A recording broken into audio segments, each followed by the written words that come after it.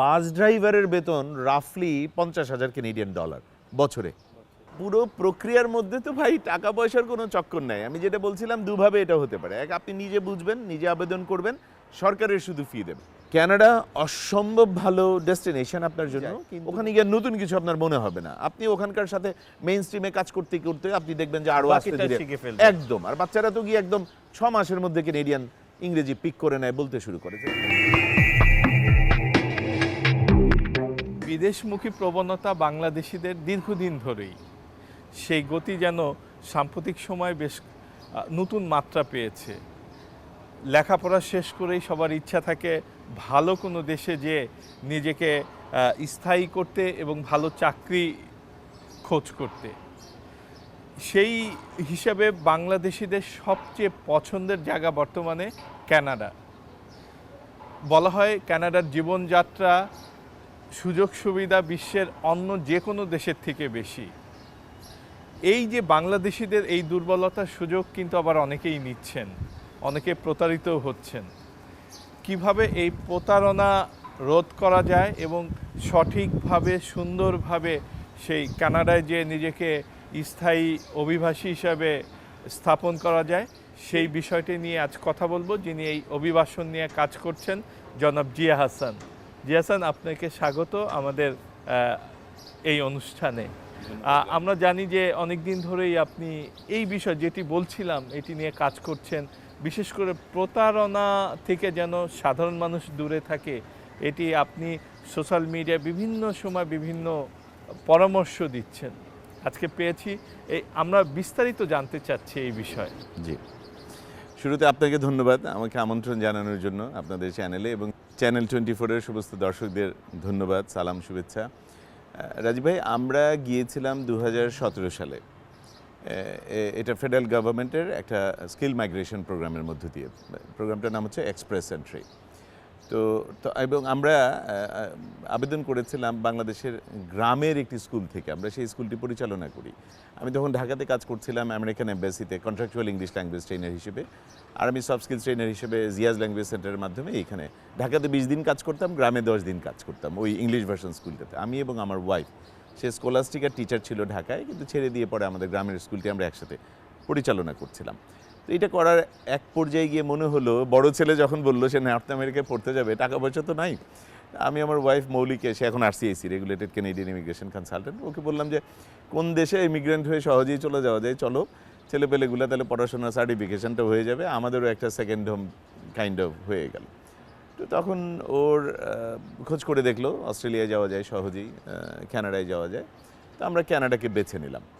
বেছে নিয়েও আবেদন করলো এক্সপ্রেস এন্ট্রি, আইএলস দিল, ECA, আমরা দুজনে আইএলসে বসলাম। ECA মানে এডুকেশনাল ক্রেডেনশিয়াল অ্যাসেসমেন্ট, আপনার এখানকার পড়াশোনা, বাংলাদেশের পড়াশোনা, কানাডার মূল্য মানে কতটুকু সমমান কিনা ইত্যাদি, এটাকে বলে ECA ইত্যাদি সব প্রক্রিয়া করে আমরা আবেদন করলাম। মানে ও আবেদন করলো, আমার ওয়াইফ মেইন অ্যাপ্লিকেন্ট, আমি ছিলাম ডিপেন্ডেন্ট অ্যাপ্লিকেন্ট।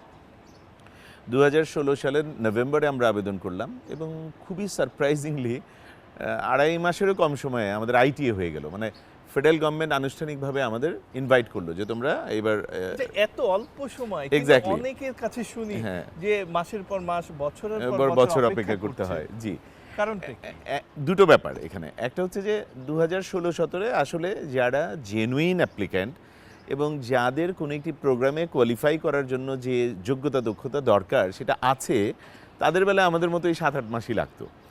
2017-তে আমরা গিয়েছি, আমাদের একদম এক্স্যাক্টলি 7.5 মাস লেগেছে। কানাডায় যেদিন আবেদন করেছি সেদিন থেকে কানাডায় নামা পর্যন্ত 7.5 মাস। এবং পুরো প্রক্রিয়ার মধ্যে রাজীব ভাই তখন আমাদের খরচ হয়েছিল $495 এক একজন, মাত্র মেইন অ্যাপ্লিক্যান্ট, ডিপেন্ডেন্ট অ্যাপ্লিক্যান্ট 18-র ওপরে যারা। তাহলে এত খরচ কম, কিন্তু লাখ লাখ টাকার এই ফি সেই ফি, এই গল্প কেন শুনি আমরা? সেটাতে আসছি আমি আর কি। তো মানে আপনাকে আমি প্রারম্ভিক মানে আগের অবস্থাটুকু একটু বলে নিচ্ছি। তো আমরা চলে গেলাম 7.5 মাস পরে, কারণ কোনো টাকা পয়সার চক্কর নাই, আমরা শুধু সরকারের ফিটা দিলাম। ওখানে গিয়ে আমার মনে হলো যে এত সহজে, এত স্ট্রেইট ফরওয়ার্ড প্রোগ্রাম দিয়ে কানাডাতে যদি আপনি কোনো প্রোগ্রাম অনুযায়ী আপনি ওদের রিকোয়ারমেন্টটা ফুলফিল করেন, তাহলে আপনি ইজিলি চলে আসতে পারেন কানাডায়, এবং সেটা পিআর হয়ে। আমরা তো পার্মানেন্ট রেজিডেন্ট হয়েই গেলাম। আমরা নেমে ওখানে বললাম ওখানকার ইমিগ্রেশন পুলিশকে আমরা ল্যান্ডেড ইমিগ্রেন্ট, এটাই বলতে হয়। তখন আপনার ওই ইমিগ্রেন্ট হিসেবে আপনার ইমিগ্রেশন পর্বটুকু হয়, কানাডার যাত্রাটা শুরু হয়, ওখানে ওরা SIN দিয়ে দেয়, সোশ্যাল ইন্স্যুরেন্স নাম্বার, 1-1.5 মাসের মধ্যে PR কার্ড আপনার বাসায় চলে যায়। এরপর আপনি 1095 দিন কিংবা 5 বছরে 3 বছর কানাডায় থাকলেই, মিলিয়ে ঝিলিয়ে 5 বছরে 3 বছর থাকলে আপনি সিটিজেন হয়ে যাবেন। আমরাও সেটা পূরণ করে আমরা গত বছর সিটিজেন নাগরিক, মানে ওটাও আমাদের হয়ে গেছে, আমরা এখন কানাডার নাগরিক হিসেবে এখানে এসেছি। আপনার প্রশ্নের দ্বিতীয় অংশে যাই, তাহলে এত টাকা পয়সা কেন? টাকা পয়সার যেখানে চক্কর আপনি বলছিলেন শুরুতে, সেটা মূলত হলো সাজানো গল্প। আনফর্চুনেটলি আপনিও এটাও বলছিলেন আপনি যে কানাডা অসম্ভব এখন খুব পছন্দের দেশ। Canada happens to be the lone country in the entire world right now যে ঘোষণা দিয়ে বলে কান্ট্রি অফ ইমিগ্রেন্টস। অস্ট্রেলিয়া কিন্তু এটা বলে না কান্ট্রি অফ ইমিগ্রেন্টস, আমেরিকা বলে না কান্ট্রি অফ ইমিগ্রেন্টস। পাশাপাশি এটা আমি শেয়ার করতে চাই যে কানাডার সাইজ হচ্ছে 67টা বাংলাদেশের সমান। 67টা বাংলাদেশের সমান একটা দেশ। কিন্তু শুধুমাত্র ঢাকা জেলাতেই যেই নাগরিক আছে সেই নাগরিকও নাই পুরো কানাডাতে। এন্টায়ার কানাডার নাগরিক হচ্ছে 4.25 কোটি। ঢাকাতেই তো মনে হয় এখন 2 কোটির বেশি বা 3 কোটির কাছাকাছি, রাইট? তাহলে এন্টায়ার কানাডাই। কিন্তু কানাডা হচ্ছে 67টা বাংলাদেশের সমান। কানাডা পৃথিবীর 3 নম্বর তেলের রিজার্ভ, সৌদি আরব, ভেনেজুয়েলা, তারপরে আমরা, কানাডা 3 নম্বর। কানাডা পৃথিবীর 20% মিঠা পানির দেশ। 22 লক্ষ লেক আছে কানাডায়, এবং এর মধ্যে 563টা লেক আছে যেগুলোর কমপক্ষে দৈর্ঘ্য হচ্ছে 100 কিলোমিটার। লেক অন্টারিও বাংলাদেশের চেয়ে বড় একটা লেক, বাংলাদেশের চেয়ে বড়। এখন সেই দেশের একমাত্র হাহাকার হচ্ছে মানুষ নাই, মানুষ কম। কানাডা মানুষ নিতে চায়, কিন্তু কানাডা আমেরিকার মতো এই ভুল সিদ্ধান্তটি কখনো নেবে না। সেটা হচ্ছে যে ডিভি করে, লটারি দিয়ে একদম দলে দলে মানুষ নিয়ে নেওয়া যে কেউ, এইটা আমেরিকার জন্য খুব ভালো সিদ্ধান্ত হয় নাই। আমেরিকা এটা এসে এখন অনুধাবন করছে। আমেরিকা সরকার দেখবেন বলতে শুরু করেছে সাম্প্রতিক বছরগুলোতে যে আমরা কানাডার মতো স্কিল মাইগ্রেশনে যাব। তার মানে আমরা লোক নেব, মাইগ্রেন্টস আনবো, কিন্তু স্কিল সেট অনুযায়ী যে রিকোয়ারমেন্ট ফুলফিল করবে তাকে আনবো। যারা এই টাকা পয়সার চক্করের মধ্যে ঢোকে, কিংবা যারা টাকা পয়সার গল্পটা বলে যে আমাকে 10 লাখ টাকা দাও, 20 লাখ টাকা দাও, আমি জব অফার নিয়ে দিচ্ছি বা তোমাকে একটা কোনো প্রোগ্রামে পাঠাচ্ছি, বুঝতে হবে তারা পুরোপুরি মিথ্যা কথা বলে। এইভাবে আপনি কানাডা যেতে পারবেন না 100%। বাংলাদেশে আনফর্চুনেটলি বড় একটা অংশ এখন পর্যন্ত কানাডার সাথে হয়তো ওই মধ্যপ্রাচ্যে যাওয়ার সাথে গুলিয়ে ফেলে, কিংবা ওই বন জঙ্গল দিয়ে নদী পার হয়ে মালয়েশিয়া যাওয়া বা ইউরোপে 10 দেশ পার হয়ে ইউরোপের একটা দেশে পৌঁছানোর সাথে। হ্যাঁ, এক্স্যাক্টলি। কানাডার 3 দিকে পানি, রাইট? আর্কটিক সাগর, আটলান্টিক মহাসাগর, প্রশান্ত মহাসাগর, আর একদিকে আমেরিকা। তো কানাডায় স্থলপথে যেতে হলে আপনাকে আগে আমেরিকায় যেতে হবে। তো আমেরিকায় যখন আপনি যাচ্ছেন, যদি এভাবে আপনার যাওয়ার প্ল্যান থাকে, তারা আর কানাডায় কেন যাবে? Is the idea. কানাডা অসম্ভব ভালো ডেস্টিনেশন আপনার জন্য, কিন্তু মনে রাখতে হবে যে আপনাকে কোনো একটি প্রোগ্রামের মধ্য দিয়ে যেতে হবে। সেটা একটা স্কিল মাইগ্রেশনের প্রোগ্রাম হোক, আমি যেটা বলছিলাম, আমরা ফেডারেল গভর্নমেন্টের, কেন্দ্রীয় সরকারের আমরা এক্সপ্রেস এন্ট্রি প্রোগ্রাম দিয়ে গিয়েছি। কিন্তু কানাডায় 10টা প্রভিন্স, 3টা টেরিটরি। এই 10টা প্রভিন্সের আবার প্রভিন্সিয়াল নমিনি প্রোগ্রাম আছে। সো এই 10টা প্রভিন্সের নিজস্ব ইমিগ্রেশন প্রোগ্রাম আছে। আপনি যে কোনো প্রভিন্সের মধ্য দিয়ে চলে যেতে পারেন, সেই প্রভিন্স আপনাকে ইনভাইট করবে। এগেইন, আপনার যদি স্কিল সেট থাকে, আপনি দক্ষতা যদি পূরণ করেন, আপনি আইএলস দেবেন। আইএলসটা মাস্ট। বাংলাদেশে আমাদের ভাই বোনরা এখানে আইএলস দিতে খুবই অনিচ্ছুক, তারা আইএলস দিতে চান না, তারা ভয় পান। তারা আইএলসকে পাশ কাটিয়ে টাকা পয়সা দিয়ে কিছু করা যায় কিনা, এবং এই লোভের কারণেই, সবাই না, একটা অংশ, এই একটা অংশের লোভের কারণেই কিন্তু প্রতারকরা তাদের ফাঁদটা পাততে পারে। তারা বলে দেয় যে তোমার আইএলস লাগবে না, তোমার ইংলিশ লাগবে না। হ্যাঁ, আমি কিছুদিন আগে একটা টেলিভিশনে একটা রিপোর্ট দেখছিলাম যে টিপসই দিয়ে কানাডা। সো এইগুলা কোনোদিন হয় নাই, কোনোদিন হবে না। আপনার মাধ্যমে আপনার চ্যানেলের অগণিত দর্শকদের আমি জানাতে চাই, কানাডায় আপনি অবশ্যই যেতে পারবেন, কিন্তু আপনার আইএলস লাগবে। আপনার প্রোগ্রাম অনুযায়ী দরকার থাকলে ECA করাতে হবে, ইংরেজিতে যোগ্যতা দক্ষতা লাগবে। কানাডা একটা English speaking country, native English speaking country. 9টা প্রভিন্সের প্রথম ভাষা ইংরেজি। কুইবেকে শুধু প্রথম ভাষা হচ্ছে ফ্রেঞ্চ, দ্বিতীয় ভাষা হচ্ছে ইংরেজি। কানাডা তো ইংলিশের কান্ট্রি। আপনি ওখানে ইংরেজি না জানলে এবং ইংরেজির প্রয়োজনীয় আপনার প্রমাণপত্র, যোগ্যতার প্রমাণ, দক্ষতার প্রমাণপত্র না দিলে আপনি কিভাবে যাবেন? টাকা পয়সার কোনো বিষয় নাই এখানে রাজীব ভাই। বিষয়টা হচ্ছে যে কোন প্রোগ্রামে, আমি কি এক্সপ্রেস এন্ট্রিতে যাব, আমি SINPতে মানে সাসকাচুয়ান ইমিগ্রেশন নমিনি প্রোগ্রাম, বা অন্য কোনো আটলান্টিকের কোনো একটা নমিনি প্রোগ্রামে যাব, আমি ওয়ার্ক পারমিট, বাংলাদেশে ওয়ার্ক পারমিট নিয়ে একটা বড় রকম ভ্রান্ত ধারণা আছে। এখানে আমি দেখি আমার দুটো সোশ্যাল প্ল্যাটফর্ম আছে, এখানেও 4-4.5 লাখের মতো লোকজন, ভাই বোনেরা দেশের নানা দেশ থেকে ওনারা এটার সাথে যুক্ত, আমার ফেসবুকে আর ইউটিউবে। ওখানে জিজ্ঞেস করেন যে ওয়ার্ক পারমিট কীভাবে কিনবো বা ওয়ার্ক পারমিট কেমনে নিয়ে যাব। ওয়ার্ক পারমিটে যাওয়ার জন্য কানাডায় আপনাকে একটা জব অফার পেতে হয় আগে, এবং সেই জব অফারে এগেইন আপনার মাধ্যমে আমি এটা জানাতে চাই, জব অফারে আপনি যদি একটি রিক্রুটিং এজেন্সির মাধ্যমে একটা জব অফার পান কানাডা থেকে একটা রিক্রুটিং এজেন্সি আপনাকে একটা জব অফার দিল, আপনার যোগ্যতা দক্ষতা দেখে ওরা কনভিন্স হলো, ওদের কাছে হয়তো রিকোয়েস্ট ছিল এমপ্লয়ারের, সেই এমপ্লয়ারের সাথে আপনাকে কানেক্ট করলো, তাহলে আপনি হচ্ছেন ওদের প্রোডাক্ট। ওরা হেড হান্ট করছে, ওরা হেড হান্ট মানে আপনার হেডটাকে ওরা হান্ট করে এমপ্লয়ারকে পৌঁছে দিল। তাহলে এই রিক্রুটিং এজেন্সির ক্লায়েন্ট কিন্তু আপনি না, ক্লায়েন্ট হচ্ছে ওই এমপ্লয়ারটা, সে তার সেবা মূল্য নেবে এমপ্লয়ার থেকে। বাংলাদেশে আমরা এখনও বড় অংশ এটা বুঝি না, আমরা মনে করি যে এদের টাকা পয়সা দিয়ে চলে যাব। এরা তো টাকা পয়সা নেওয়ার জন্যই অনুমোদিত না, এরা টাকা পয়সা নিতে পারে না, এদের লাইসেন্স বাতিল হয়ে যাবে। কানাডায় আপনি যখন জব অফার নিয়ে যাবেন, কিংবা দর্শক ভাই বোনদের উদ্দেশ্যে বলছি, ওনারা যখন জব অফার নিয়ে যাবেন, ওনাদের ইন দ্য ফার্স্ট প্লেস মাথায় রাখতে হবে এই পুরো প্রক্রিয়ার মধ্যে কোনো টাকা পয়সা লাগার কোনো সুযোগ নাই। তার মানে কেউ যদি বলে যে আমাকে $200 দাও আর $2000 দাও আর $4000 দাও, সে আসলে মিথ্যা কথা বলছে, সে কোনোদিন আপনাকে কানাডা নিয়ে যেতে পারবে না। কানাডায় যাবেন আপনি দুইভাবে, এক, আপনি আপনার প্রোগ্রামটা বুঝবেন, সব কিছু উন্মুক্ত ওয়েবসাইটে, সবগুলোর পয়েন্ট ক্যালকুলেটর আছে, যে কোনো প্রোগ্রামের পয়েন্ট ক্যালকুলেটরে গিয়ে আপনি নিজে শুধু প্রশ্নের উত্তরগুলো ড্রপডাউন বাটন থেকে চুজ করে আপনি ক্লিক করে কিন্তু নিজের আপনি ক্যালকুলেটেড স্কোরটা দেখতে পারেন। সেই স্কোরটা যদি কাট অফ স্কোরের কাছে থাকে অথবা পাসিং স্কোরের উপরে হয়, you are good, you are eligible, আপনি এখন অ্যাপ্লাই করে দেন। এই অ্যাপ্লাই করা ইমিগ্রেশন প্রোগ্রামের ক্ষেত্রে শুরুটাকে বলে ইওআই লঞ্চ করা, এক্সপ্রেশন অফ ইন্টারেস্ট, ইওআই। আমি কানাডার গভর্নমেন্টকে আমার আগ্রহ প্রকাশ করলাম, আমরা করেছিলাম 2016-তে, আমরা ইওআই লঞ্চ করেছিলাম করটিয়া গ্রামে বসে, টাঙ্গাইল জেলার করটিয়া গ্রামে। আমরা ফেডারেল গভর্নমেন্টকে জানিয়েছিলাম যে আমরা আসতে চাই সপরিবারে পিআর হয়ে। ওরা ওই যেটা বললাম যে 2.5 মাসের মাথায় গিয়ে আমাদের আইটিএ পাঠালো, ইনভাইটেশন টু অ্যাপ্লাই। হ্যাঁ, ফেডারেল গভর্নমেন্ট বললো যে তোমরা ঠিক আছো, তোমরা কোয়ালিফাই করেছো, তোমাদের আইটিএ পাঠাচ্ছি, এখন এই ডকুমেন্টস তোমরা পাঠাও, তোমরা এবার মেডিকেল দিয়ে দাও, ইত্যাদি ইত্যাদি। এখন এই পুরো প্রক্রিয়ার মধ্যে তো ভাই টাকা পয়সার কোনো চক্কর নাই। আমি যেটা বলছিলাম দুভাবে এটা হতে পারে, এক, আপনি নিজে বুঝবেন, নিজে আবেদন করবেন, সরকারের শুধু ফি দেবেন। আমাদের সময়টা ছিল $495 এক একজনের জন্য, প্রাপ্তবয়স্কদের জন্য, বাচ্চাদের জন্য $150 ছিল আমাদের বাচ্চাদের জন্য, এখন সেটা $1365 হয়েছে, যেটা আপনি সরকারকে দেবেন, কিন্তু ডিরেক্টলি আপনি কেনেডিয়ান গভর্নমেন্টকে। সেটা আপনি আপনার ক্রেডিট কার্ড, ডেবিট কার্ড দিয়ে পে করবেন, ইন্টারন্যাশনাল, ইভেন সেই কার্ডটা অন্য কারোর দিয়েও পে করতে পারেন, কোনো অসুবিধা নেই। 2 নাম্বার হচ্ছে যে আমি প্রক্রিয়া বুঝি, কিন্তু আমি আবেদনপত্র জমা দানে একটু দ্বিধা আছে আমার। এইবার আপনি একজন আরসিআইসিকে নিয়োগ করতে পারেন। আরসিআইসিকে রেগুলেটেড কেনেডিয়ান ইমিগ্রেশন কনসালটেন্ট। সারা কানাডায় 8,500-এর মতো আরসিআইসি আছে, এবং খুবই আশার কথা হচ্ছে বাঙালি প্রায় 25 জনের মতো বাঙালি আরসিআইসি আছেন, তার মধ্যে আমার ওয়াইফও একজন, আলহামদুলিল্লাহ। আমরা সেই কোম্পানিটাই পরিচালনা করছি, আমি এই কোম্পানির একজন কর্মী, পরিচালক, আমি ডিরেক্টর অপারেশনস।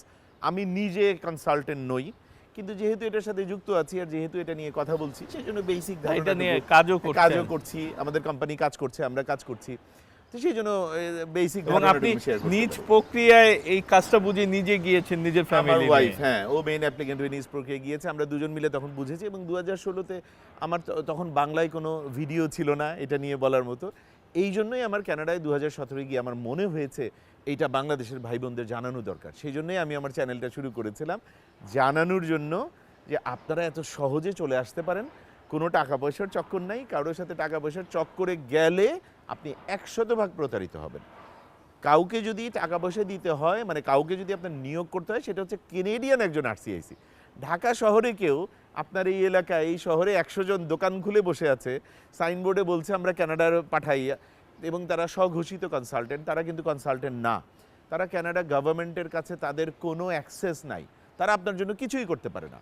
কিন্তু কেনেডিয়ান একজন আরসিআইসিকে যখন আপনি নিয়োগ করবেন আপনার প্রতিনিধি হিসেবে, সে কানাডা সরকারকে বলবে যে আমার ক্লায়েন্টের জন্য আমি এই করেছি, এইভাবে জমাদান করছি, তাকে এই ভিসাটা বা এই প্রোগ্রামটা আসতে দেয়া হোক, এটা আপনার জন্য তখন একটা সাপোর্ট। বাট 2টি প্রশ্ন আমার, একটি হলো আইএলটিএস ছাড়া কি কোনো উপায় নেই বা আছে কি না সেটি, আর একটি বিষয় হলো যে আপনি আলবার্টাতে গিয়েছেন, আপনি তো মন্ট্রিল বা অন্টারিও তো যেতে পারতেন, কুইবেকেও যেতে পারতেন, তো ওরাই কি ঠিক করে দিয়েছে যে আপনি আলবার্টাতে যাবেন, না আপনার নিজের ইচ্ছায় গিয়েছেন, না কোনো বাধ্যবাধকতা রয়েছে? আচ্ছা, দ্বিতীয়টা দিয়ে শুরু করি। আমরা গিয়েছিলাম ফেডারেল গভর্নমেন্টের প্রোগ্রামে, কেন্দ্রীয় সরকারে এক্সপ্রেস এন্ট্রি দিয়ে গেলে আপনার 10টা প্রভিন্সই আপনার জন্য অন। আপনি যে কোনো প্রভিন্সে যেতে পারেন, কোনো বাধ্যবাধকতা নেই। যে কোনো প্রভিন্স থেকে আবার সরে গিয়ে আরেকটা, এখানে থাকলেন 1 মাস 2 মাস, ভালো লাগলো না, চলে গেলেন। আমরা ইন দ্য ফার্স্ট প্লেস আলবার্টায় গিয়েছিলাম, আমরা টরন্টো যেতে পারতাম, আমরা আপনি বললেন কুইবেকের কথা, মন্ট্রিয়াল যেতে পারতাম, আমরা যাই নাই। হঠাৎ করে সেই সময় আমার এক দেশের ছোট ভাই আমার সাথে সংযুক্ত হলো, সে আলবার্টা এডমন্টনে থাকে। সে আমাকে বলল যে জিয়া ভাই, যেহেতু সে জানতো যে আমরা গিয়ে আসলে মানে কনভেনশনাল টিপিক্যাল জবের পিছনে দৌড়াবো না, আমরা নিজেরা ইএসএল টিচার হিসেবে যাচ্ছি, আমরা ওখানে একটু টিচিংয়ের কিছু এক্সপোজার নিয়ে আমরা আসলে একটা ইএসএল সেন্টার করব। সেটা আমরা করেছিও, জিয়াজ ল্যাঙ্গুয়েজ সেন্টার একটা ইনকর্পোরেটেড কোম্পানি এখন কানাডা। তো এই জন্য ওই ছোটো ভাইটা বললো যে আপনি তো একটু কাম অ্যান্ড কোয়াইট শহর খুঁজে বেড়াচ্ছেন, আলবার্টা হচ্ছে সেরকম, এডমন্টন সেরকম। এডমন্টন শহরটা ঢাকার দ্বিগুণের বড়, মানুষ হচ্ছে 9.5 লাখের কিছু বেশি। এখন ঢাকার দ্বিগুণের বড় একটা শহর আপনি কল্পনা করেন, এখানে 10 লক্ষ মানুষ আপনি ছড়িয়ে ছিটিয়ে দেন, আপনি আসলে কাউকে খুঁজে পাবেন না। 100 বছর আগে ঢাকার চেহারা এরকম ছিল, কারেক্ট। এরকম ছিল। আমি আমার ভিডিওগুলো দেখে ভাইরা এখান থেকে বলে যে জিয়া ভাই মানুষ তো দেখি না, তো আমি আবার উত্তরে লিখি যে সেই জন্যই আপনাদের দরকার, মানুষ দেখেন না বলেই। কানাডা একটা সার্ভাইভালের কোয়েশ্চেনে পড়েছে, সেটা হচ্ছে কানাডায় পপুলেশনটা এইজিং। কানাডার বেবি বুমার যে জেনারেশনটা ছিল দ্বিতীয় বিশ্বযুদ্ধের পরে, সেই টোটাল জেনারেশনটা এখন রিটায়ারিং জেনারেশন। আগামী 10 বছরে 90 লক্ষ মানুষ কানাডায় রিটায়ার করছে। মানুষই আছে 4.5 কোটি, তার মধ্যে যে মেইন স্ট্রিমে কর্মক্ষম মানুষের যে মানে সংখ্যাটা, সেই সংখ্যার মধ্যে 90 লক্ষ রিটায়ার করছে আগামী 9-10 বছরে। কানাডার একটা হাহাকার চলছে, কানাডার ডেসপারেটলি নিজে মানুষ খুঁজে বেড়াচ্ছে। এই অবস্থায় জাপানও পড়তে যাচ্ছে, এই অবস্থায় জার্মানিও পড়তে যাচ্ছে। কিন্তু জাপান জার্মানির সাথে আমাদের 5 লাইন ডিফারেন্সটা হচ্ছে, ওই দেশে গেলে আপনাকে আবার জার্মানিতে গেলে জার্মান ল্যাঙ্গুয়েজ জানতে হবে, জাপানে গেলে আপনাকে জাপানিজ ল্যাঙ্গুয়েজ জানতে হবে। আমাদের বড় প্লাস পয়েন্ট হচ্ছে ভাই, আমরা তো 12 ক্লাস পর্যন্ত কম্পালসারি ইংলিশ পড়ি, ইংরেজি আমরা একদম বুনিয়াদি শিক্ষা নিয়ে ঢুকি, ইংলিশটা আমাদের মধ্যে রয়েই যায়। ওখানে গিয়ে নতুন কিছু আপনার মনে হবে না, আপনি ওখানকার সাথে মেইন স্ট্রিমে কাজ করতে করতে আপনি দেখবেন যে আরো আস্তে ধীরে একদম। আর বাচ্চারা তো গিয়ে একদম 6 মাসের মধ্যে কেনেডিয়ান ইংরেজি পিক করে নেয়, বলতে শুরু করে। তো এটা একটা হিউজ প্লাস পয়েন্ট। সব অর্থে কানাডা অসম্ভব ভালো একটা ডেস্টিনেশন, শান্তির জায়গা কানাডা। কানাডার মতো হেলথ কেয়ার পৃথিবীর কোনো দেশে, সুইডেন ছাড়া কেউ দেয় না এই রকম হেলথ কেয়ার। কিন্তু সুইডেনে আবার ট্যাক্সের হার আমাদের থেকে বেশি, অনেক বেশি। সেই অর্থে মানে এটা একটা বেটার অপশন। আর again last but not the least, যেটা আমি শুরুতে বলছিলাম, যে একমাত্র কান্ট্রি যার পে অফ লাইনটা হচ্ছে কান্ট্রি অফ ইমিগ্রেন্টস। কানাডা আপনাকে চায় ভাই, কিন্তু সেই চাওয়াটা কানাডা বলে না যে তুমি অমুককে পয়সা দাও আর তারপরে আসো, তুমি আসতে পারবে না। কানাডা আপনি খুব সহজে চলে যাবেন, আমি দায়িত্ব নিয়ে বলছি। আমাদের মৌলিজি ইমিগ্রেশন কনসালটেন্সি ইনকর্পোরেশনের আরসিআইসি, আমার ওয়াইফ মৌলি তাসনুবার মাধ্যমে প্রতি মাসেই আলহামদুলিল্লাহ বাঙালি 2-4টা করে পরিবার যাচ্ছে। কোনো টাকা পয়সার চক্কর কিন্তু নাই ভাই। ওই যে বললাম, সে গভর্নমেন্টের ফিটা দেয় আর এই আরসিআইসির ফিটা সে দেয়। আচ্ছা, আপনাকে আরেকটি কোশ্চেন করেছিলাম, আইএলটিএস, এটার বাধ্যবাধকতা কি সব ক্ষেত্রেই, না কোনো ক্ষেত্রে ছাড় আছে? এটি একটি। আর আরেকটি বিষয় হলো যে ওদের যে অনেকগুলো প্রদেশের কথা বললেন, প্রভিন্সের কথা বললেন, অন্টারিও, কিউবেক, তারপরে আলবার্টা, ব্রিটিশ কলম্বিয়া, ওরা কি সিলেক্ট করে দেয়, নাকি এক্ষেত্রে আপনার চয়েসটাই বড় ব্যাপার যে আপনি কোথায় থাকবেন? খুব ভালো প্রশ্ন। আমি আইএলস দিয়ে শুরু করছি। ইমিগ্রেশনের যে কোনো প্রোগ্রামে আইএলস মাস্ট। স্টাডি পারমিটের বেলা আপনি একাডেমিক আইএলস দেবেন, ইমিগ্রেশনের কোনো একটা প্রোগ্রামের বেলা আপনি জেনারেল আইএলস দেবেন, আইএলস জিটি। তারপরে থাকলো জব অফার। জব অফারের ক্ষেত্রে একটা মাত্র ক্যাটাগরি, ডি ক্যাটাগরি, এটাতে আমি পরে আসতেছি, এই ক্যাটাগরির একটা অংশে আইএলস লাগে না। এটা ছাড়া skill set 0, A, B, C, মানে আমরা যে, আপনি যে প্রফেশনে আছেন, আমরা যে প্রফেশনে গিয়েছি, 99% ক্ষেত্রে জব অফারের বেলায় আপনার আইএলস লাগবে, মাস্ট। লাগবে না দুটো জায়গায়। এক, ওদের একটা গ্লোবাল ট্যালেন্ট স্ট্রিম আছে, যেটা সুপার ট্যালেন্টেডদের ওরা নেয়, যারা আসলে সারা জীবন ইংলিশ মিডিয়ামেই পড়াশোনা করে। ওদের ক্ষেত্রে ওরা যেহেতু এটা বোঝে যে সে ইংরেজি মাধ্যমে জন্ম থেকে পড়ছে, ছোটোবেলা থেকে পড়ছে, এই পর্যন্ত এসছে, তাদের ক্ষেত্রে হয়তো আইএলসের, ওদের যদি অন্য দেশ থেকে নেয় তাহলে হয়তো আইএলসের বাধ্যবাধকতা থাকে না। এটা কিন্তু আমি বলছি গ্লোবাল সুপার ট্যালেন্টেডদের জন্য একটা স্ট্রিমের কথা স্পেসিফিক, 99% ক্ষেত্রে আইএলস লাগবেই। তারপরও ধরেন ওই গ্লোবাল ট্যালেন্ট স্ট্রিমেও যদি কোনো বাঙালি ভাই আবেদন করে, সে ওখানে কোয়ালিফাই করলো, তাহলে আলটিমেটলি ভিসাটা তো সিঙ্গাপুর অফিসে পাঠাতে হবে। সিঙ্গাপুর অফিসে যে চেকলিস্ট নিয়ে বসে আছে, ওরা একদম ওয়েবসাইটে বলে দিয়েছে যে জিনিসগুলোর সাথে কমপ্লাই করতে হবে, আইএলস ওখানে একটা ব্যাপার, ওটাকে আপনাকে কমপ্লাই করতে হবে। আমি বলছিলাম ডি ক্যাটাগরি। ডি ক্যাটাগরি হলো মূলত শ্রমিক শ্রেণীর জন্য। যে কানাডাতে ভাই একটা অপশন আছে, এইটাও আপনার মাধ্যমে আমি বাংলাদেশ সরকারকেও জানাতে চাই, অ্যাজ ওয়েল অ্যাজ ভাইদেরও জানাতে চাই। কানাডা প্রতি বছর, কানাডায় তো রাফলি 5 মাসের মতো বরফ থাকে, রাইট? তো 6 মাস ধরে নেন, বরফহীন আমরা 6 মাস। সেই 6 মাসে আমাদের বাইরে এরকম তখন হলো চাষাবাদ হয়। এবং কানাডা কিন্তু পৃথিবীর অন্যতম বৃহৎ শস্য ভাণ্ডারও। আমরা যে প্রভিন্সে থেকে, আলবার্টা, আমাদের গায়ে সাসকাচুয়ান, তারপরে ম্যানিটোবা, এই তিনটা কিন্তু এই জন্যই তিনটাকে বলে প্রেইরি প্রভিন্স, মানে পৃথিবীর বড় একটা শস্য ভাণ্ডার কিন্তু এইখানে। আপনারা বাংলাদেশে যে আটা খান, এই গম খান, হ্যাঁ, এই গমের বড় অংশ কানাডা থেকে আসে। তো যার ফলে এটাও তো একটা বড় ব্যাপার। এই যে কৃষিকাজ, এই 6 মাস, বরফের বাইরের যে 6 মাস, এই 6 মাসের জন্য অস্থায়ী শ্রমিক আনা হয়। এটা ডি ক্যাটাগরির মাধ্যমে আনা হয়। এটা একটা G2G program, government to government program. G2Gর এই প্রোগ্রামটা মূলত হচ্ছে আপনার ল্যাটিন আমেরিকার কিছু দেশের সাথে কানাডার ঠিক করা আছে। কিন্তু রাজীব ভাই, আমি এই জিনিসটা বাংলাদেশ সরকারকে খুব স্বনির্বদ্ধ অনুরোধ করতে চাই যে বাংলাদেশ সরকার যদি কানাডা সরকারকে শক্তভাবে এটা বোঝাতে সক্ষম হয় এবং বলতে পারে, তোমরা যে 60,000 অস্থায়ী কর্মী আনো, কৃষি শ্রমিক আনো, কিংবা ধরেন এই শস্য ক্ষেত্রগুলায়, খামারগুলায় যে শ্রমিক আনে, এর যদি 6,000ও বাংলাদেশ গভর্নমেন্ট দায়িত্ব নিয়ে কানাডা গভর্নমেন্টকে বোঝাতে সক্ষম হয়, কনভিন্স করতে পারে যে আমরা এখানে 10% 6,000 দেবো এবং এই 6,000 আমরা মাথা গুনে দেবো, মাথা গুনে ফেরত নেব, এটা বাংলাদেশের জন্য হুলস্থুল রকম একটা অ্যাভিনিউ ওপেন করতে কিন্তু পারে। সেটা কি আসলে সম্ভব হবে? 100% সম্ভব হবে। এটার জন্য কোনো আইএলস লাগে না, ইংলিশ লাগে না। এই যে যেটি বলছিলেন যে মাথা গুনে দেয়া এবং মাথা গুনে ফেরত আনা, সেই জন্য আমি এটা সেই জন্যই বললাম যে সরকার যদি এটা শক্তভাবে মনিটর করতে পারে, ইভেন জাস্ট আমার ধারণা বলছি, এই সরকার বলে দিল যে এদের স্যালারিটাও হয়তো গভর্নমেন্টের অ্যাকাউন্ট হয়ে তাদের অ্যাকাউন্টে যাবে, কেউ যদি না ফেরে তার স্যালারি, মানে কোনো একটা জায়গায় সে অ্যাকাউন্টেবল, নিশ্চয়ই কোনো না কোনো কায়দা আছে। যে আপনি বলছিলেন যে এই যে ধরেন 6 লাখের মধ্যে বা 60,000-এর মধ্যে 10% যদি বাংলাদেশ সরকার তাদের সঙ্গে চুক্তি করে যে হ্যাঁ আমি এই 1 বছর বা 2 বছর বা 3 বছরের জন্য তোমাকে 6,000 দিচ্ছি, আবার মাথা গুনে দিব, মাথা গুনে ফেরত নিব, সেই ক্ষেত্রে মাথা দেওয়ার পর যদি তারা পালিয়ে যায়, তারা বেতনের আশা ছেড়ে দিল, সেই ক্ষেত্রে কি করণীয়? সেইটা একটা ভয়ের জায়গা, আশঙ্কার জায়গা, তখন একটা বিব্রতকর ব্যাপার। সে কি বৈধ হতে পারবেন কিনা? তিনি বৈধ, যে পালিয়ে যাচ্ছেন। কানাডা ভীষণভাবে একটি মানবিক দেশ, ভীষণভাবে একটি মানবাধিকারের দেশ।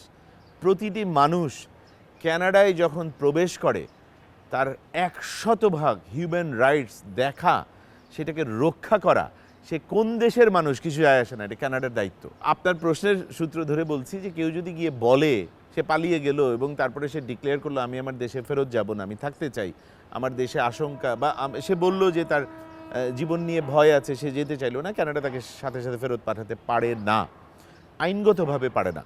কানাডা তখন যেটা করে সেটা হচ্ছে যে আইনের লড়াই শুরু করে। তখন তাকে বলে ঠিক আছে তুমি তোমার লয়ার নাও, আমরা লয়ার দিচ্ছি। তাকে তখন ওয়ার্ক পারমিট দিয়ে দেয়, অস্থায়ী থাকার অনুমতি দেয়, বেসিক হেলথ ফ্যাসিলিটিস দেয়। সে নিজের কাজ নিজে তখন খুঁজে নেবে, কিন্তু সে থাকতে পারবে বৈধভাবে যতদিন না তার কেসটা সেটেল হবে। আপনার জানার জন্য বলি, 60,000-এর উপরে এরকম কেস ঝুলে আছে কিন্তু কানাডায় এই মুহূর্তে।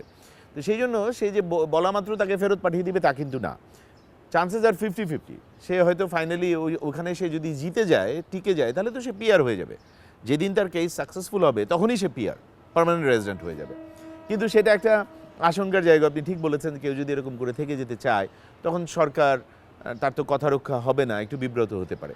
তারপরও আমার শক্ত অনুরোধ হচ্ছে, এটা একটা বিশাল সুযোগ সম্ভাবনার জায়গা বাংলাদেশের জন্য, বাংলাদেশের এই শ্রমিক ভাইদের জন্য হুলস্থুল। আমরা তো শুধু মধ্যপ্রাচ্যে পাঠাচ্ছি, দেখেন মধ্যপ্রাচ্যে 20 বছর থাকলেও তো আপনি স্ট্যাটাস পাচ্ছেন না, কিছু টাকা পয়সা নিয়ে চলে আসছে। কানাডায় আমাদের একজন ভাই গিয়ে একটা ওয়ার্ক পারমিট নিয়ে থাকতে পারলে গুনে গুনে, ধরেন সি ক্যাটাগরি, বি ক্যাটাগরিতে একজন ভাই আমার ওয়াইফের মাধ্যমে গত মাসে একজন শেফ, একজন বাঙালি ভাই, এক বাবুর্চি ভাই নামলো আমাদের পাশের শহর রেড ডিয়ারে, আমি আমার ফেসবুকে শেয়ার করেছি। এই যে ভাইটা নামলো, সে গুনে গুনে 12 মাস কাজ করবে কানাডাতে। 12 মাসের পরে মৌলি হয়তো তার জন্য আবেদন করবে, আমার ওয়াইফ আবেদন করবে, ফুল ফ্যামিলি পিআর। যেদিন সে পার্মানেন্ট রেজিডেন্ট হবে সেদিন থেকে গুনে গুনে 5 বছরের মধ্যে 3 বছর মিলিয়ে ঝিলিয়ে কানাডার মাটিতে সে থাকলেই সিটিজেন। সাথে এটাও যোগ করতে চাই, once you are Canadian citizen, আপনার 14 পুরুষের পরে অটোমেটিক্যালি সিটিজেন। ধরুন আপনি কানাডার সিটিজেন হয়ে বাংলাদেশে চলে আসলেন, এসে আপনি সিদ্ধান্ত নিলেন জিয়া ভাই আমি আর যাবো না, আমার ভালো লাগে নাই, ঠান্ডার দেশ, থাকবো না কানাডায়। ঠিক আছে, থাকলেন বাংলাদেশে। বাংলাদেশে আপনার বাচ্চা কাচ্চা হলো, ওরা সব কানাডার সিটিজেন। সেই বাচ্চা কাচ্চা হলো, ওরাও কানাডার সিটিজেন। আমরা ম্যাক্সিমাম ক্ষেত্রে দেখি কানাডায় যারা ইমিগ্রেন্ট হয়ে যান পুরো পরিবার হয়ে যায়, পরিবার সবাই মিলে যায়, পুরো পরিবার ইমিগ্রেন্ট হয়ে যায়। তো এই ক্ষেত্রে ধরেন স্বামীর ভালো জব আছে বা স্ত্রীর ভালো জব আছে, বললো যে ঠিক আছে তুমি অ্যাপ্লাই করলাম, বাচ্চা কাচ্চা নিয়ে তুমি সেটেল হও, তুমি ওইখানে থাকো, ওইখানে করো, আমি যাওয়া আসার উপর থাকলাম কারণ আমার এখানে একটু ভালো জব রয়েছে। সেই ক্ষেত্রে কতটা? আমি তো বলেছি আপনাকে, আপনি যখন পিআর হয়ে যাচ্ছেন, এটা তো হিউম্যান রাইটসের দেশ, আপনাকে সে আটকাতে পারে না। কিন্তু আপনি বলছিলেন যে 5 বছরে 3 বছর থাকতে হবে, শর্ত মিলিয়ে ঝিলিয়ে, হ্যাঁ, নট দ্যাট এক নাগাড়ে মিলিয়ে ঝিলিয়ে তাকে থাকতে হবে। কিন্তু যিনি ভালো জব করছেন তিনি 5 বছরে 3 বছর থাকলেন না, তখন কি হবে? তখন ওনার পিআর স্ট্যাটাসটা রয়ে যাবে। 5 বছরে 2 বছর থাকলে পিআর স্ট্যাটাসটা রক্ষিত হবে। এক, আর উনি যদি যাওয়া আসা করেন, ঠিক আছে আমার সিটিজেনশিপ লাগবে না, বাট আমি এরকম যাওয়া হ্যাঁ, সেক্ষেত্রে বাচ্চা বা ওয়াইফ বা হাজবেন্ড যারা রয়েছেন তাদের প্রভাব পড়বে কিনা? একদম না, ওরা সিটিজেন হয়ে যাবে, তারা হতে পারে, কোনো বাধা নেই, কোনো বাধা নেই। আমি একটু আগে আপনাকে যেটা বললাম যে সিটিজেন বাংলাদেশে যদি ঠিক করে আমি আর যাব না, এখানেই সে আল্লাহ মাফ করুন মারা গেল, কিন্তু তার বাচ্চা কাচ্চা পরে জানলো যে বাবা তো সিটিজেন ছিল, তারা যখন ইমিগ্রেশনে এটা জানাবে আর আবেদন করবে, ওরাও সিটিজেন। ধরেন আপনি সাসকাচুয়ানের গেলেন, এসআইএনপি বলে এটাকে, সাসকাচুয়ান ইমিগ্রেশন নমিনি প্রোগ্রাম, এটাতে কোয়ালিফাই করে আপনি ফ্যামিলি নিয়ে চলে গেলেন। গিয়ে আপনি হয়তো 6 মাস 8 মাস পরে আপনার মনে হলো আপনি অন্য একটা প্রভিন্সে ভালো চাকরি পেলেন, চলে গেলেন। আপনাকে কানাডা গভর্নমেন্ট কিছু বলবে না, সাসকাচুয়ান গভর্নমেন্টও কিছু বলবে না, এটাই চলছিল। কিন্তু এইটা একটু একটু চেঞ্জ হচ্ছে আমার মনে হয়। আপনি খুব ভালো প্রশ্ন করেছেন, আমাদের এই জিনিসটাও এখন থেকে বিবেচনা এবং আমলে রাখা দরকার। সেটা হচ্ছে 2021-এর একটি কেস আছে, আনফর্চুনেটলি বাঙালি একটি পরিবারের কেস। তারা এরকম এসআইএনপি প্রোগ্রাম দিয়ে গিয়েছিল, সাসকাচুয়ানে গিয়েছিল ধরেন 6-7 বছর আগে। গিয়ে তারা ওই কয়েক মাস পরে অন্য একটি প্রভিন্সে ওখানে একটি জব অফার পেয়েছে, চলে গেছে, গিয়ে সেখানেই তারা সেটেল করেছে।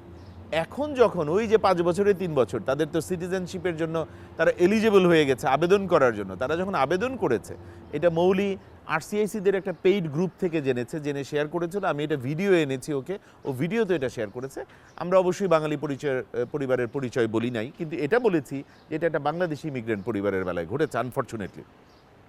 সেই পরিবারকে তখন বলা হয়েছে, সাসকাচুয়ান গভর্নমেন্ট বলেছে যে তোমাদের সিটিজেনশিপের আবেদন আউটরাইট রিজেক্ট করা হলো, বাতিল করে দেওয়া হলো, এবং তোমাদের শোকজ করা হচ্ছে কেন তোমাদের পিআরশিপও বাতিল করা হবে না, তোমরা একজন উকিল দিয়ে এটা ফাইট করো। রিজন হচ্ছে ওরা বলছে যে তোমাদের সাথে চুক্তি হয়েছিল আমাদের প্রভিন্সের, সাসকাচুয়ান প্রভিন্স তোমাকে সম্মান দেখিয়েছিল, তোমার মেরিট দিয়ে তুমি এসআইএনপির জন্য কোয়ালিফাই করেছো, তুমি অন্টারিওর জন্য করো নাই, ব্রিটিশ কলাম্বিয়ার জন্য করো নাই, তুমি ওখানে চলে গেলা, এটা ব্রিচ অফ এগ্রিমেন্ট হলো। এই ব্রিচ অফ এগ্রিমেন্টের কারণে আমরা তোমাকে বাতিল করতে পারি। এইটা এতদিন ছিল না রাজীব ভাই, কিন্তু এটা ওরা একটু একটু করে আমলে নিচ্ছে হয়তো আমরা, এবং এই নষ্টটা আমরাই করছি আনফর্চুনেটলি, ফিলটা আনফর্চুনেটলি। বাট ওই 3 বছর যদি হয়ে যায়, ইমিগ্রেশন হয়ে যাওয়ার পর কি তারা পারবেন কিনা? হ্যাঁ, না পিআর বা সিটিজেনশিপই হয়ে গেল, আর কিছু ম্যাটার করে, তখন সেই ইচ্ছা মতো যে কোনো প্রভিন্সে যেতে পারবেন। ইভেন সে অন্য দেশে গিয়েও সারা জীবন বসে থাকলেও সে কানাডার সিটিজেন, কিচ্ছু যায় না। একবার যদি সিটিজেন হয়ে যায়, সে পৃথিবীর কোথায় থাকলো তাতে তার সিটিজেনশিপ কোনোদিন ব্যর্থ হয় না। তার মানে সিটিজেনশিপটা 5 বছরের মধ্যে 3 বছর তাকে থাকতে হবে, হ্যাঁ, এবং যেখানকার জন্য তিনি আবেদন করেছেন ঠিক সেখানেই থাকা উচিত। তাছাড়া এই জাতীয় এই ধরনের ঝামেলায় অনেক কিছুই তো আপনি বললেন, অনেক তথ্য দিলেন, এটা খুবই আমাদের জন্য খুবই ইউজফুল যেটি বলে। তো আরেকটি যেটি ভিজিট ভিসা নিয়ে একটু যদি বলেন যে এইটা পাওয়ার সিস্টেমটা কি? অনেকে দেখতে যেতে চান, অনেকে ঘুরতে যেতে চান, কারণ গত কয়েক বছরে যে হারে বাংলাদেশিরা গিয়েছেন, অনেকের আত্মীয় স্বজনের কাছে ঘুরতে যেতে চান, তো সেক্ষেত্রে তো ভিজিট ভিসা ছাড়া কোনো উপায় নেই, সেটার সিস্টেমটা কি? ভিজিট ভিসার জন্য আলাদা করে কোনো আপনার আহামরি কোনো স্কিল সেট থাকতে হবে না। এগেইন কানাডা তো একটা হিউম্যান রাইটসের দেশ। আপনি একজন মানুষ, আপনি বেড়াতে পুরো দুনিয়ায় যেতে পারেন। কানাডা একটা দেশ, আপনি সেখানে যেতে চাইতেই পারেন। কিন্তু ব্যাক অফ দ্য মাইন্ড যেহেতু ওদের মাথায় থাকে যে এটা যেহেতু পৃথিবীর মানে ইমিগ্রেন্ট ফ্রেন্ডলি একটা দেশ, হিউম্যান রাইটসের দেশ, আর একবার ঢুকে আপনি থাকতে চাইলে, থেকে যেতে চাইলে ওরা চট করে আপনাকে ফেরত পাঠাতে পারবে না। এই জন্য ওরা ইন দ্য ফার্স্ট প্লেসে এটাকে একটু কঠিন করে রাখে, কিছু নিয়ম কমপ্লাই করতে হয়। ভিজিট ভিসাতে যারা যেতে চান, আমি এটাকে দুই ভাগে বলি। এক হচ্ছে যেতে চাওয়ার জন্য কি জরুরি, কি প্রয়োজনীয়। দ্বিতীয় ভাগ হচ্ছে গিয়ে থেকে যাবে কিনা, বা থেকে যেতে চাইলে কি করা উচিত।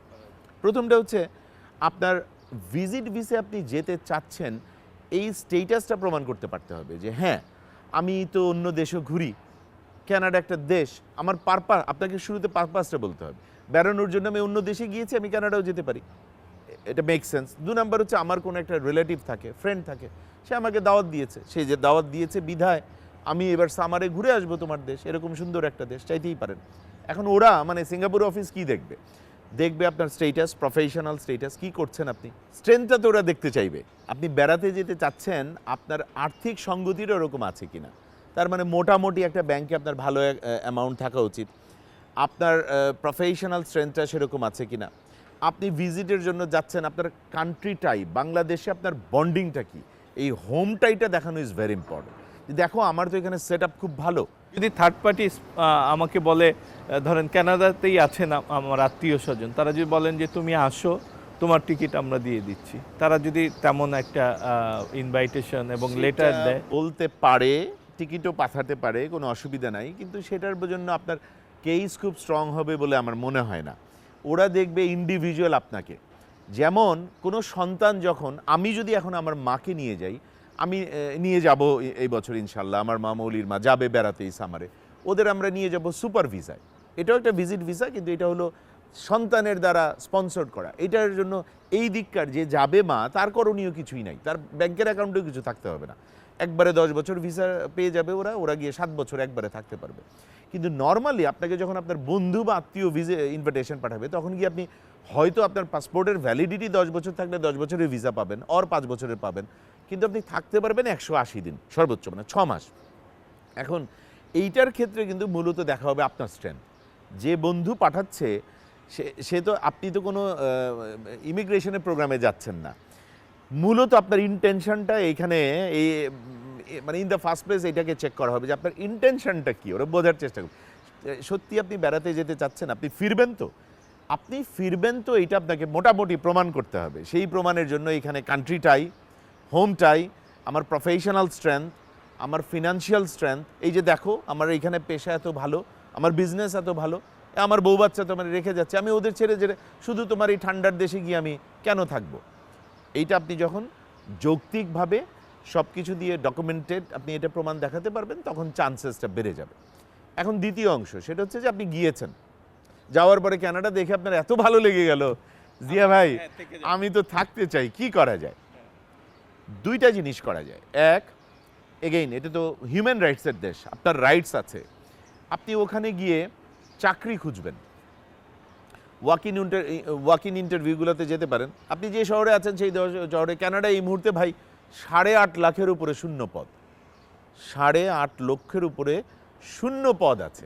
তা আপনি যে শহরে আছেন ওই শহরে দেখা যাবে হাজার হাজার শূন্য পদ, এবং আপনার প্রফেশনের সাথে যেটা কমপ্লাই করে এই জাতীয় স্কিল সেট নিয়ে আপনি গিয়েছেন, আপনি দেখলেন আপনি একজন সাংবাদিক, বা আপনি একজন এখানে এইচআরে কাজ করছেন, কিংবা আপনি একটা সেলসে কাজ করছেন, আপনি ফিনান্স নিয়ে কাজ করেন, আপনি একজন ব্যাংকার, ওখানে গিয়ে দেখলেন ফিনান্সিয়াল অ্যাসিস্ট্যান্ট চাচ্ছে, এবং আপনি আপনার সিভিটা পাঠিয়ে দিলেন, কেনেডিয়ান স্ট্যান্ডার্ডে সিভিটা বানিয়ে একটা কভার লেটার পাঠিয়ে দিলেন, এবং আপনি জবে ডাক পেলেন, ইন্টারভিউতে ডাক পেলেন। এবং আপনি যদি একটা জব অফার পেয়ে যান, তখন ওই জব অফারের বলেই আপনাকে আপনার এমপ্লয়ার এলএমআইএ দেবে, লেবার মার্কেট ইম্প্যাক্ট অ্যাসেসমেন্ট, একটা ডকুমেন্টেশন। এইটার বলে আপনি আবার আবেদন করে পোর্ট অফ এন্ট্রিতে ফেরত গিয়ে কানাডা থেকে একটু বেরিয়ে, 1 দিন হোক আর 10 দিন হোক আর 1 মাসের জন্য বেরিয়ে আবার ওই অফারটা নিয়ে আপনি আবার ঢুকবেন। এটা একটা কায়দা। দ্বিতীয় আর একটা কায়দা হতে পারে, আপনি গিয়ে ওখানে ইন্টারন্যাশনাল স্টুডেন্ট হবার চেষ্টা করতে পারেন, পড়াশোনা করতে পারেন, পড়াশোনার কোনো এইজ নাই।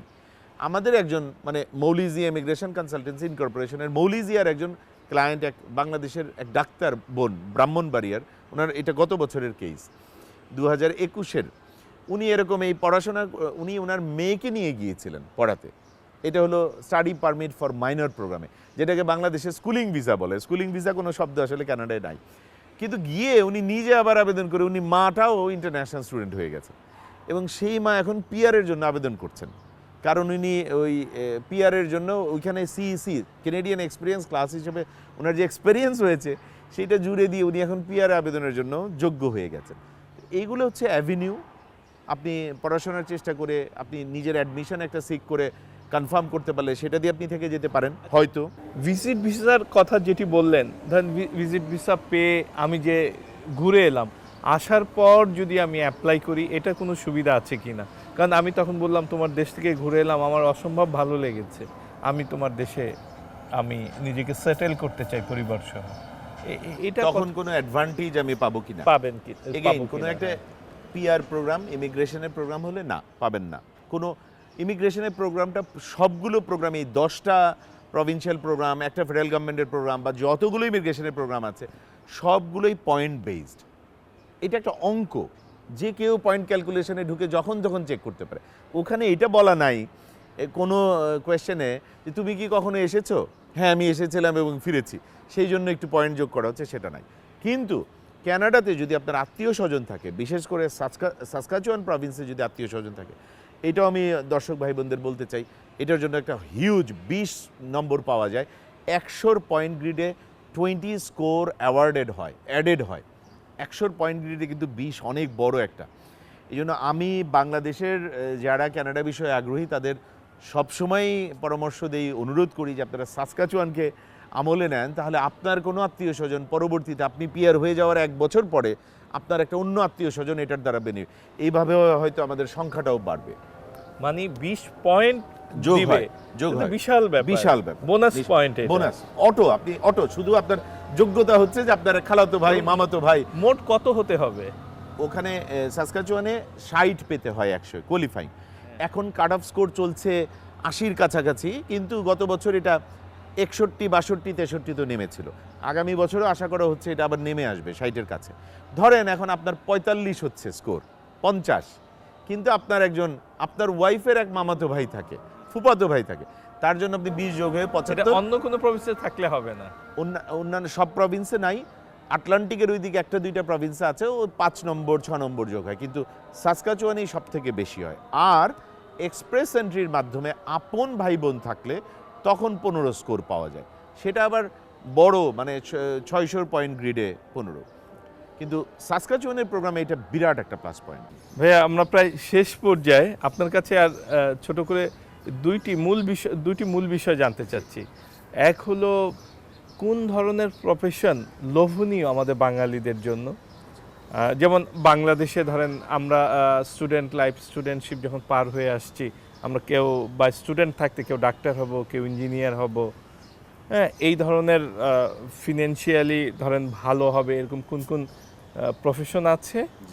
আর জীবনযাত্রার খরচটা কেমন, ব্যয়ভারটা কেমন? অনেকে বলে যা ইনকাম করি তাই শেষ হয়ে যায়, এই বিষয়ে দুটো যদি একটু বলেন। ক্যানাডায় আমার নিজের গিয়ে মনে হয়েছে, আমরা তো ইএসএল টিচার হিসেবে গিয়েছি, আমি আমার ওয়াইফ ও মেইন অ্যাপ্লিকেন্ট ছিল, আমার গিয়ে মনে হয়েছে যে সুযোগ সম্ভাবনা ক্যানাডায় 10 গুণ বেশি। এখন এইটা মোটামুটি সব প্রফেশনের বেলায় প্রযোজ্য। কিন্তু এখানে একটা কিন্তু আছে, কিন্তুটা হচ্ছে মেইন স্ট্রিম জবে আপনাকে কমপ্লাই করতে হবে।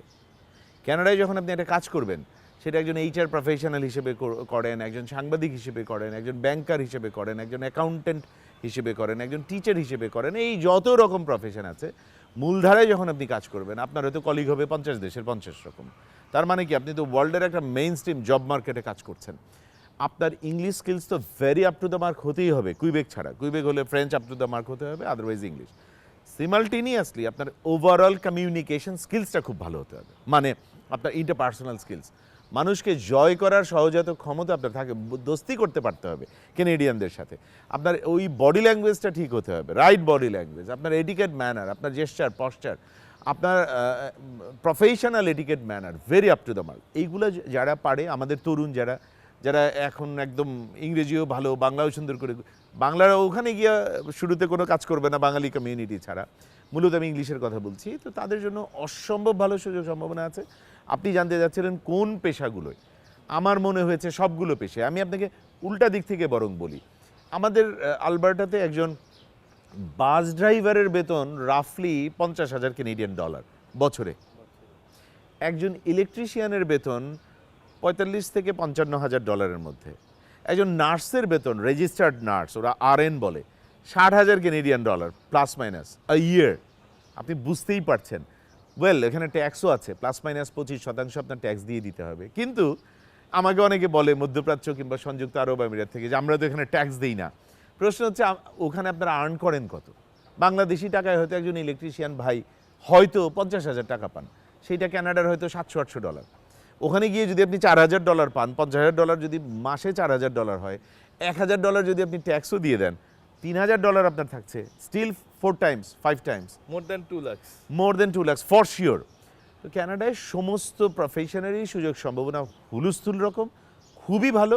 যেইটা লাগবে সেটা হচ্ছে যে আমি যখন জব মার্কেটে ইন্টারভিউ করব, অ্যাক্সেস নেব, তখন জব মার্কেট আমার কাছ থেকে যে দক্ষতাটা আশা করে সেই দক্ষতাটা নিয়ে আমি ঢুকছি, এইটা আমাকে নিশ্চিত করতে হবে। আর ব্যয়ভার, জীবনযাত্রা, এইবার ব্যয়ভার এইটা একটু স্লাইটলি ডিফার করে প্রভিন্স টু প্রভিন্স। আমি আপনাকে আলবার্টারটা বলি।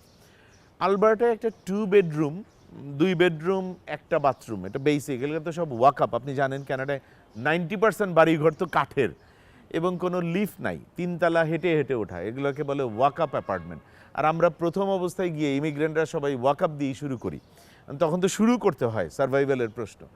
ওয়াকআপ অ্যাপার্টমেন্টে একটা 2 বেডরুম, একটা ড্রয়িং, একটা লিভিং, ডাইনিং, একটা বাথরুম, এটা রাফলি আমাদের প্রভিন্সে 1100-1200 ডলার মাসে ভাড়া। এইটা কিন্তু ব্রিটিশ কলাম্বিয়াতে ভ্যানকুভারে 2,000, এইটা টরন্টোতে এই বাসাটাই কিন্তু 2,000 থেকে 2,200। 1,000 ডলারের কিন্তু বাড়ি ভাড়ার, 1,000 ডলারের বাসা ভাড়ার পরিবর্তন, মানে গ্যাপ মানে হচ্ছে হিউজ। খাওয়া খরচ আমাদের প্রভিন্সে 4 সদস্যের, বাবা মা 2টো বাচ্চা, আপনি ধরে নেন রাফলি 700-800 ডলার ইজ ফাইন মাসে। এবং আমি খুব সারপ্রাইজিংলি আবিষ্কার করলাম এবার এসে, এবার তো আসলাম 3 বছরের বেশি সময় পরে বাংলাদেশে, ঢাকাতে খাওয়ার খরচ অনেক বেশি কানাডার তুলনায়। আপনারা এখানে কফি খাচ্ছেন দেখলাম গুলশান বনানীতে 600-700 টাকা 1 কাপ, আর কানাডায় পৃথিবীর সেরা কফি 150 টাকা, 200 টাকার মধ্যে, 2 ডলারে হয়ে যায়। অফকোর্স আমাদের টিম হর্ডনের কফি 2 ডলার, তারও কমে, এবং সেটা world class coffee for sure. Anyway, সেটা অন্য প্রসঙ্গ। রাফলি এই 1,000-1,200 ডলার যদি আপনি বাসা ভাড়া ধরেন, 4 জনের খাওয়ার খরচ যদি 700-800 ধরেন, সাথে আনলিমিটেড বাস পাস, ট্রেন পাস, আপনি যদি গাড়ি না চালান শুরুতে, প্লাস টেলিভিশন, ইন্টারনেটের বিল, প্লাস আপনার মোবাইলের বিল, আপনার স্পাউসের মোবাইলের বিল, এইগুলো ধরে ধরে প্লাস মাইনাস 2,500 ডলারের মধ্যে, 2,500 কানাডিয়ান ডলারের মধ্যে একটি পরিবার, 4 সদস্যের পরিবার সুন্দর মতো চলে যায়। এখন আমার আয়টা কেমন? ওই যে আমি বললাম যে একটা বেসিক চাকরি, এন্ট্রি লেভেলের চাকরিও যদি আপনি শুরু করেন, এন্ট্রি লেভেলের জব করলেও আপনি মোটামুটি প্লাস মাইনাস 3,000-এর কাছে আর্ন করবেন। যদি সেটা 2 জন মিলে করেন, তাহলে 2 জন মিলে 6,000 হচ্ছে, 2 জন কাজ করছে। কিন্তু খরচ কিন্তু ওই 2,500-এর মধ্যেই রয়ে হ্যাঁ, গেছে। এবং 6,000 থেকে যদি 2 জন মিলে 25% প্লাস মাইনাস ট্যাক্স দিয়ে দেন, 4,500 ডলার 2 জনের জবের বেলায়। 2,500 হলো খরচ, আর 2 জন মিলে চাকরি করে। হ্যাঁ, তো 2 জন মিলে ধরেন বেসিক চাকরি করেও 2,800-3,000 হলে 6,000। এবার আপনি plus minus federal government, provincial government দুইটা মিলে যদি 25% ট্যাক্স দিয়ে দেন, একটা ফ্ল্যাট রেট বলছি আমি, তাহলে 1,500 ডলার দিয়ে দিলেন 6,000, স্টিল আপনার 4,500, 4,000 থাকলো। আপনি খরচ তো করেছেন 4 জন মিলে সেই 2,500 ডলারই। So it's a good start. এই খরচটা কি সব জায়গায় একই রকম? না, এগেইন যে বাসা ভাড়া তো একটা বাসা বড় ভাড়া রকম। ছাড়া? বাসা ভাড়া ছাড়া এটা মোর অর লেস কাছাকাছি, হ্যাঁ, বাকি সব কাছাকাছি, খুব বেশি ডিফারেন্স না। যদিও স্টিল টরন্টো আসলে এক্সপেন্সিভ আমাদের তুলনায়। ভ্যানকুভার আসলে, আমাদের এখানে আমরা গাড়ির ইন্স্যুরেন্স দেই 200 ডলারের মতো, গাড়ি চালানোর মাসে ইন্স্যুরেন্স দেই 200 ডলারের মতো। এটা কিন্তু টরন্টোয় প্রায় 500 ডলার, 400-500, সামওয়্যার বিটুইন 400 and 500। এটাও তো মোটামুটি একটু ভালোই বাড়ছে, কিন্তু স্টিল ওভারঅল ওরকম বাকি কিছুতে আর বড় রকম গ্যাপ নেই। এই হচ্ছে মোটামুটি আপনার খরচের একটা হিসাব। অনেক কিছুই জানলাম, অনেক অনেক ধন্যবাদ আপনাকে। যদি আপনার আমাদের দর্শকদের উদ্দেশ্যে কোনো পরামর্শ থাকে এই সামগ্রিক বিষয় নিয়ে, কিভাবে ইমিগ্রেশন করবেন, এই বিষয়গুলো নিয়ে যদি কোনো পরামর্শ থাকে দর্শকদের উদ্দেশ্যে বলতে পারেন। ধন্যবাদ আপনাকে। পৃথিবীর কোনো দেশ আপনি পাবেন না যে ঘোষণা দিয়ে বলে আমরা কান্ট্রি অফ ইমিগ্রেন্টস, এবং কানাডা লিটারেলি আপনার জন্য ওয়েট করছে যদি আপনি কোনো একটি প্রোগ্রামে কোয়ালিফাই করেন। কানাডার কোনো একটা ইমিগ্রেশন প্রোগ্রামে কোয়ালিফাই করার জন্য কিংবা একটি জব অফার নিয়ে আসার জন্য আপনার অবশ্যই আইএলস লাগবে, অবশ্যই আপনার ইসিএ করাতে হবে, এডুকেশনাল ক্রেডেনশিয়াল অ্যাসেসমেন্ট, এবং আপনি যে কোনো প্রোগ্রামের যদি জাস্ট প্রোগ্রামটার নাম লেখেন গুগলে, আপনি পুরো প্রোগ্রামটার পেয়ে যাবেন, প্রোগ্রামের রিকোয়ারমেন্ট জেনে যাবেন। তারপরে ওইটার পয়েন্ট ক্যালকুলেটরে গিয়ে নিজে দেখুন আপনি কোয়ালিফাই করেন কি না, বা কোয়ালিফাই করার জন্য পাসিং স্কোর থেকে আপনি কতটা দূরে আছেন, আপনার কী প্রস্তুতি নিলে আপনি সেটাতে পৌঁছাবেন। কাট অফ স্কোরটা লক্ষ্য করুন, ড্রগুলো লক্ষ্য করুন। এগুলো কোনো কিছুর জন্য আপনার কারোর কাছে যেতে হবে না, এই সব কিছু উন্মুক্ত। কানাডার বিষয়ে যদি আপনার সত্যি আগ্রহ থেকে থাকে তাহলে আমি আমার ভিডিওতে সবসময় 4টা শব্দ বলি: দম, শ্রম, ধৈর্য, ভরসা। আপনি দম নিয়ে, কষ্ট করার মানসিকতা নিয়ে, ধৈর্য নিয়ে, সৃষ্টিকর্তার উপর ভরসা নিয়ে লেগে যান। 2023কে আপনার প্রস্তুতির বছর হিসেবে নিজেকে নিজে ঘোষণা দিন। দেখা যাবে এই বছর বা আগামী বছর আপনি ইনশাল্লাহ কানাডায় থাকবেন। ধন্যবাদ। জিয়া ভাই, অনেক ধন্যবাদ আপনাকে। অনেক কিছু জানলাম আপনার কাছ থেকে। আমার পক্ষ থেকে এবং চ্যানেল 24 পক্ষ থেকে আপনাকে অনেক অভিনন্দন। আপনাকেও ধন্যবাদ, চ্যানেল 24কে ধন্যবাদ আমাকে আমন্ত্রণ করার জন্য, আর এই চমৎকার আড্ডাটার জন্য, এবং এই তথ্যগুলো আপনাদের দর্শকদের সাথে শেয়ার করতে দেওয়ার জন্য ধন্যবাদ। দর্শক, সেই পুরনো কথাই, ভালো দেশে যাওয়া, ভালো দেশে বসবাস করা এটা কোনো অন্যায় আবদার নয়, তবে সেটা যেন অবশ্যই বৈধভাবে এবং নিয়ম মেনে হয়। আর এক্ষেত্রে ইংলিশটা অবশ্যই জানা উচিত, এবং ইংলিশ জেনে যদি বিদেশে যাওয়া যায় সেটা নিজেরই কাজে লাগবে। সবার জন্য শুভকামনা।